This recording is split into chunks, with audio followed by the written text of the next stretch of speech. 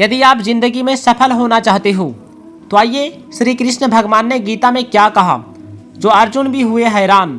अर्जुन ने युद्ध करने के लिए तैयार कैसे हो गया, आइए जानते हैं इस वीडियो के माध्यम से। श्रीमद् भगवद गीता महाभारत नामक महाकाव्य का एक अंश है। अनेक लोग श्रीमद् भगवत महापुराण को ही भगवत गीता समझ लेते हैं। श्रीमद् भगवत में सृष्टि का आरंभ से लेकर कृष्ण अवतार तक की कथा है। कृष्ण भगवान की समस्त लीलाएं हैं। यह हिंदू धर्म का महान ग्रंथ है तथा 18 पुराणों में से अंतिम पुराण है। श्रीमद् भगवत गीता महाभारत महाकाव्य का एक अंश तो है ही, जिसमें श्री कृष्ण ने अर्जुन को युद्ध से दुखी देखकर वीरतापूर्वक युद्ध करने के लिए प्रेरित किया। इसी के साथ आत्मा परमात्मा का योग का क्रम तथा भक्ति का ज्ञान दिया। इस उपदेश को 18 अध्यायों में वर्णन किया गया है, जिनको हम आगे पढ़ेंगे। महाभारत का युद्ध क्यों लड़ा गया था, आइए इस वीडियो के माध्यम से आज हम जानने का प्रयास करेंगे। भरतवंश की कुरुवंश पराक्रमी राजा संतानु के बड़े पुत्र देवव्रत ने आजीवन विवाह न करने की भीष्म प्रतिज्ञा कर ली थी। भीष्म नाम से ही जानने लगी। उनके छोटे भाई विचित्र वीर्य के 3 पुत्र हुए। बड़े धृतराष्ट्र जन्म से अंधे थे, बीच के पांडु शरीर के दुर्बल थे और विदुर समझदार तो थे, परंतु दासी पुत्र होने के कारण उन्हें राजा नहीं मंत्री बनाया गया। पांडु के 5 पुत्र थे, जिन्हें पांडव कहा गया है। इनके नाम थे युधिष्ठिर, भीम, अर्जुन, नकुल तथा सहदेव।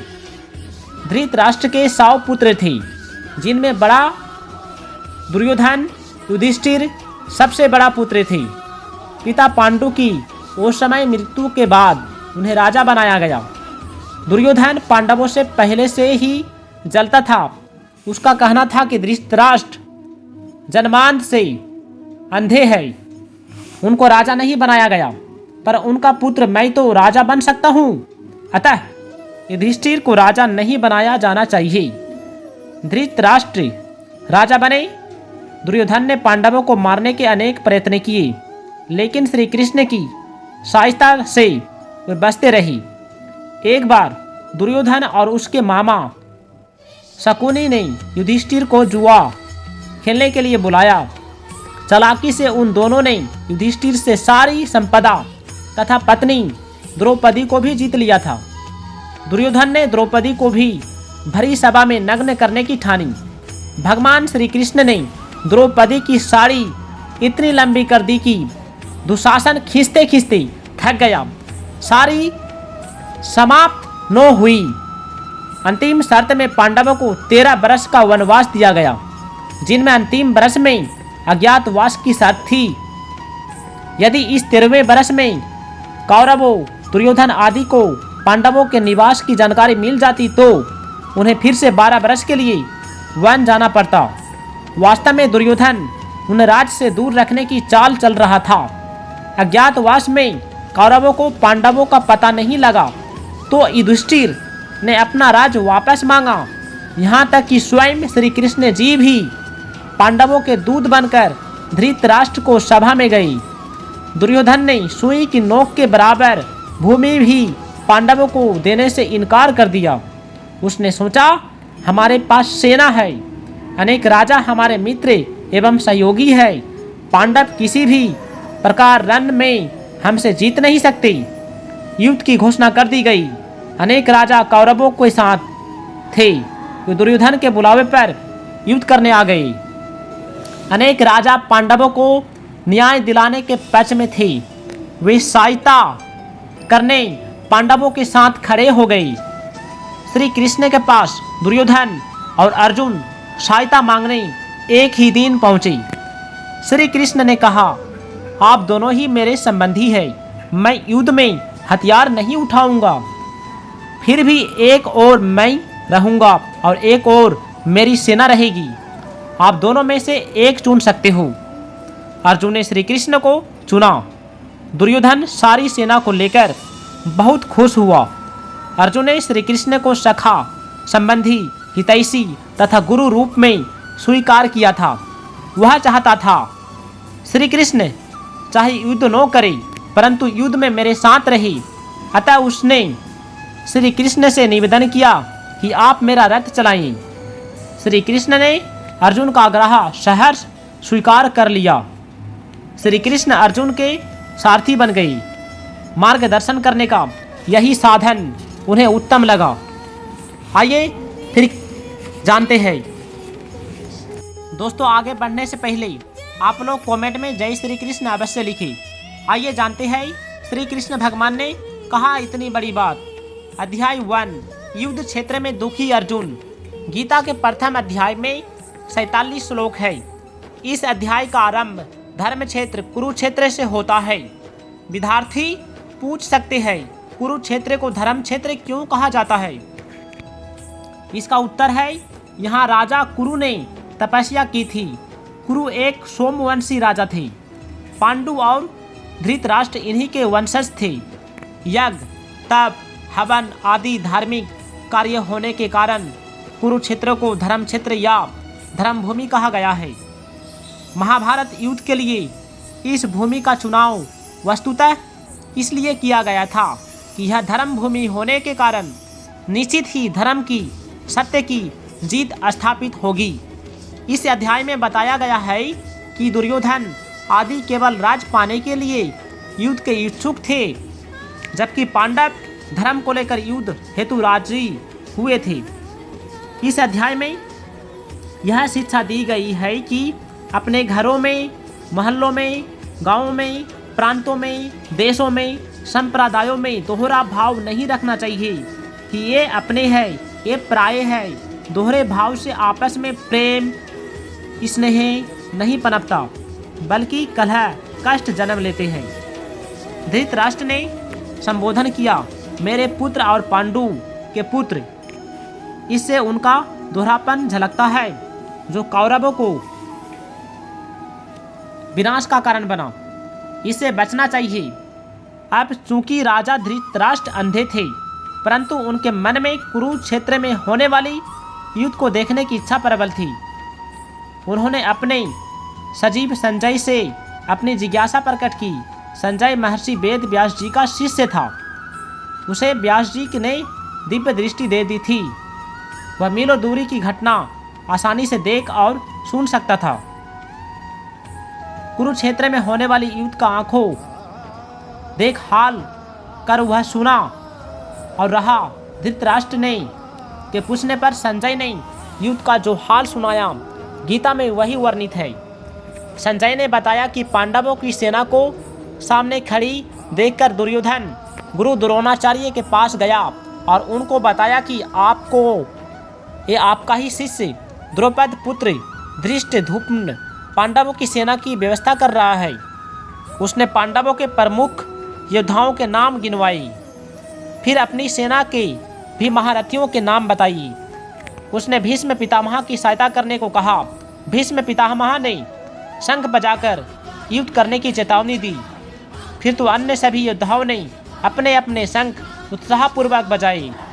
भगवान श्री कृष्ण ने पंचजन्य नामक शंख बजाया। सभी पांडवों के द्वारा बजाए गए शंखों के नाम भी संजय ने धृतराष्ट्र को बताए।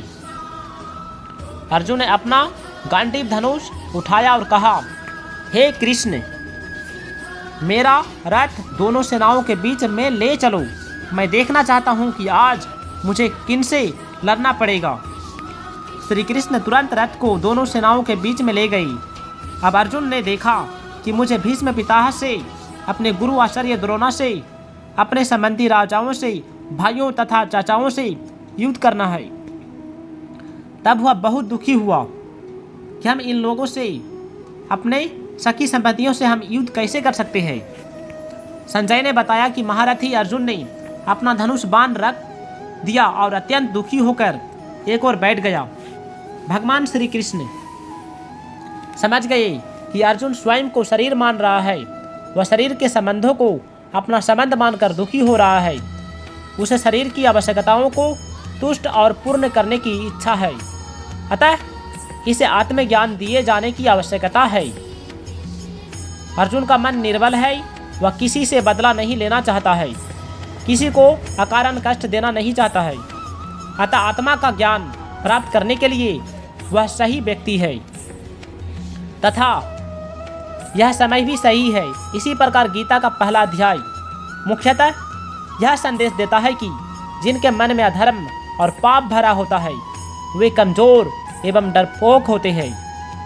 उनकी पराजय, उनका नाश निश्चित है। इसके विपरीत जो लोग धर्म का मार्ग अपनाते हैं और सत्य का साथ कभी नहीं छोड़ते वे निर्भीक एवं साहसी होते हैं। उन्हें सदैव विजय मिलती है, उनकी सदा जय होती है। शत्रु पक्ष चाहे कितना भी कमज़ोर हो और अपना पक्ष चाहे कितना ही सबल हो, ऐसी स्थिति में भी शत्रु पक्ष को कमज़ोर नहीं समझना चाहिए और अपने अंदर उपेक्षा, उदासीनता आदि की भावना जरा भी नहीं आने देना चाहिए। जिस पक्ष में धर्म और भगवान रहते हैं उसका सब पर गहरा प्रभाव पड़ता है। पापी से पापी, दुष्ट से दुष्ट व्यक्ति पर भी उसका प्रभाव पड़ता है। धर्म और भगवान नित्य है। कितने भी ऊंची से ऊंची भौतिक शक्तियाँ उन्हें क्यों ना मिले हो, वह सभी अनित्य है। अधर्म और अन्याय व्यक्ति को डरपोक बना देता है। अन्यायी पापी व्यक्ति कभी निर्भय और सुख शांति से नहीं रह सकता। यह प्रकृति का अटल नियम है। जो व्यक्ति नाशवान धन संपत्ति को श्रेष्ठ समझता है, अधर्म, अन्याय और दुर्भावना से भरा होता है, वह भीतर से खोखला होता है और वह कभी निर्भय नहीं होता। जिस व्यक्ति के भीतर भगवान बसते हैं, जो धर्म का पालन करता है, वह कभी भयभीत नहीं होता। उसका बल सच्चा बल होता है। वह सदा निश्चिंत और निर्भय रहता है। महाभारत के युद्ध में अर्जुन ने भगवान श्री कृष्ण का वर्णन किया। जिसकी दृष्टि भगवान पर होती है उसका हृदय बलवान होता है, क्योंकि भगवान का बल सच्चा बल होता है। महाभारत के युद्ध में दुर्योधन ने नारायणी सेना का वर्णन किया। उसने सांसारिक वैभव का चुनाव किया। जिसकी दृष्टि सांसारिक वैभव पर होती है उसका हृदय कमजोर होता है, क्योंकि संसार का बल कच्चा होता है। जहाँ विद्या का संबंध होता है वहाँ पक्षपात नहीं होता, लेकिन जहाँ पारिवारिक संबंध होता है वहाँ स्नेहवश पक्षपात होता है। जो व्यक्ति ऊंचे स्थान पर नियुक्त होने पर स्वयं को बड़ा मानता है वह स्वयं वास्तव में छोटा ही रहता है। इसलिए हम चाहे कितना भी बड़ा क्यों ना हो जाए, हमें अपना आप पर घमंड नहीं दिखाना चाहिए। हमें अपना आप को बड़ा नहीं समझना चाहिए। लेकिन जो स्वयं बड़ा होता है वह जहाँ भी रहे बड़ा माना जाता है। खुद का किया हुआ पाप, अन्याय व्यक्ति को निर्मल बना देता है। अधर्म अधर्मी को खा जाता है। पारिवारिक स्नेह में व्यक्ति अपने कर्तव्य पथ से भटक जाता है और गलत दिशा की ओर मुड़ जाता है। इससे बचते हुए उसे तटस्थ बने रहना चाहिए। इतना मिल गया, इतना और मिल जाए, फिर ऐसा मिलता ही रहे। ऐसे धन, जमीन, मकान, आदर, प्रशंसा, पद, अधिकार आदि की तरफ बढ़ता है। आकर्षण लोभ कहलाता है। इसे किसी का भला नहीं हो सकता। लोभ की आदत के कारण विवेक शक्ति का नाश हो जाता है। संयोग यानी मिलन में जितना सुख नहीं होता, वियोग या जुदाई में उससे अधिक दुख होता है। अर्थात पहले वस्तुओं का जो निरंतर अभाव था वह इतना दुखदायी नहीं होता जितना वस्तुओं का संयोग होकर उनसे वियोग होना दुखदायी होता है। ऐसा होने पर व्यक्ति में लोभ जन्म लेता है और वह किसी प्रकार से उन्हें पाने की चेष्टा करते रहता है। जहाँ लड़ाई होती है वहाँ समय, संपत्ति, शक्ति का नाश हो जाता है। तरह तरह की चिंताएं और मुसीबतों भी आ जाती है। धर्म का पालन करने से मन शुद्ध होता है। मन शुद्ध होने से बुद्धि सात्विक बन जाती है। सात्विक बुद्धि में क्या करना चाहिए और क्या नहीं करना चाहिए इसका विवेक जागृत रहता है। अधर्म का पालन करने से मन अशुद्ध तो होता ही है और गलत कार्यों की ओर मुड़ जाता है। होनी को रोकना मनुष्य के वश में नहीं है, लेकिन अपने कर्तव्य का पालन करके मनुष्य अपना उद्धार कर सकता है और कर्तव्य से डिगकर अपना पतन कर सकता है। गीता के दूसरे अध्याय आत्मा का ज्ञान। गीता के दूसरे अध्याय में 72 श्लोक है। भगवान श्री कृष्ण अर्जुन के रथ के सारथी बने। रथ रणभूमि के मध्य खड़ा है। अपने सामने विपक्षी योद्धाओं में अपने प्रियजन को देखकर अर्जुन अत्यंत विचलित होकर युद्ध से अलग होने की इच्छा करते हैं। तब श्री कृष्ण उन्हें विभिन्न प्रकार से समझाते हैं और कहते हैं कि युद्ध भी एक कर्तव्य कर्म की भांति उनसे सामने आया है। इसे भागना कायरता है और वो कर्ममान्यता है। कल्याण चाहने वाला लोग प्रवृत्ति और निर्वृत्ति दोनों में अपने कल्याण का ही उद्देश्य रखते हैं। भगवान यह संदेश देते हैं कि आसान स्थिति में से पलायन करना नो तो कल्याणकारी होता है, नो तो स्वर्गदायी होता है। इसे कृति भी नहीं मिलती, बल्कि इससे मनुष्य का पतन हो जाता है और वह नरक कामी हो जाता है। सबसे महत्वपूर्ण बात है जो भगवान श्री कृष्ण समझना चाहते हैं वह यह है कि धर्म और सच्चाई की स्थापना के लिए यदि हमें अपने सगे संबंधियों से भी लड़ना पड़े तो उनका विरोध करना पड़े तो भी इसमें कोई बुराई नहीं है। यह कर्तव्य कर्म है और इससे डिगना कायरता एवं बुराई का साथ देना है। विद्यार्थियों को यह बात गांठ में बांध लेनी चाहिए। संजय ने धृतराष्ट्र को बताया कि निर्मल एवं निष्पाप मन वाले दुखी अर्जुन को श्री कृष्ण ने इस प्रकार समझाया। बोला, हे अर्जुन, तुम जिस मार्ग पर चलना चाहते हो यह आर्यों का मार्ग नहीं है। इसे तुम अपयश के भागी बनोगे।